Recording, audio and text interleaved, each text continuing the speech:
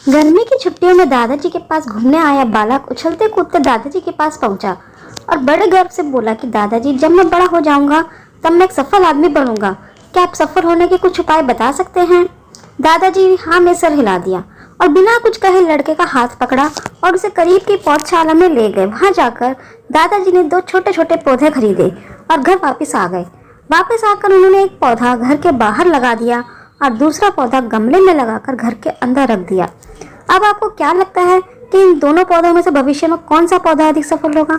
दादाजी ने लड़के से पूछा। लड़का कुछ समय तक सोचता रहा और फिर बोला, घर के अंदर वाला पौधा ज़्यादा सफल होगा क्योंकि वो हर एक खतरे से सुरक्षित है, जबकि बाहर वाले पौधे को तेज धूप, आंधी, पानी और जानवरों से भी खतरा है। दादाजी बोले, चलो देखते हैं आगे क्या होता है, और वह अखबार उठाकर पढ़ने लगे। दादाजी दोनों पौधों पर ज़्यादा ध्यान देते रहे और समय बीतता गया।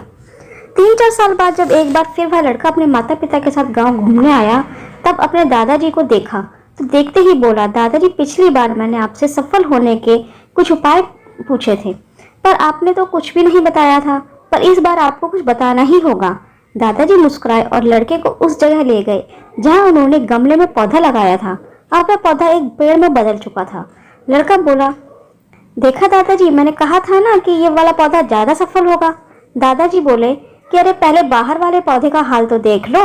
और ये कहते हुए दादाजी लड़के को बाहर ले गए और बाहर एक विशाल पेड़ गर्व से खड़ा था। उसकी शाखाएं दूर दूर तक फैली हुई थी और उसकी छांव में खड़े राहगीर आराम से बातें कर रहे थे। अब दादाजी ने पूछा, बताओ कौन सा पौधा ज़्यादा सफल हुआ? लड़का कुछ शर्माते हुए बोला, बाहर वाला। लेकिन ये कैसे संभव है? बाहर तो उसे न जाने कितने खतरों का सामना करना पड़ता होगा। दादाजी मुस्कुराए और बोले, हाँ, बाहर वाले पौधे को बहुत सी चीज़ों से सामना करना पड़ा, लेकिन समस्या का सामना करने से अपने फायदे भी तो हैं। बाहर वाले पौधे के पास आज़ादी थी कि वह अपनी जड़ें जितनी चाहे उतनी फैला ले, अपनी शाखाओं से आसमान को छू ले। और तुम जिस आंधी तूफान से इस पेड़ के लिए मुसीबत समझते थे, उसी आंधी तूफान ने ही इस पेड़ की जड़ों को इतना मजबूत बना दिया है कि आज एक छोटा सा आंधी तूफान इस पेड़ का कुछ भी नहीं बिगाड़ सकता। बेटे, अब जो मैं तुम्हें बताने वाला हूँ, उसे अगर तुमने अपने अंदर बैठा लिया तो तुम जिंदगी में कुछ भी कर सकोगे, उसमें सफल हो जाओगे। उन्होंने बोला कि अगर तुमने जीवन भर सिर्फ अच्छे विकल्पों को ही चुनते रहोगे तो तुम कभी भी उतने सफल नहीं हो पाओगे जितनी तुम्हारी क्षमता है।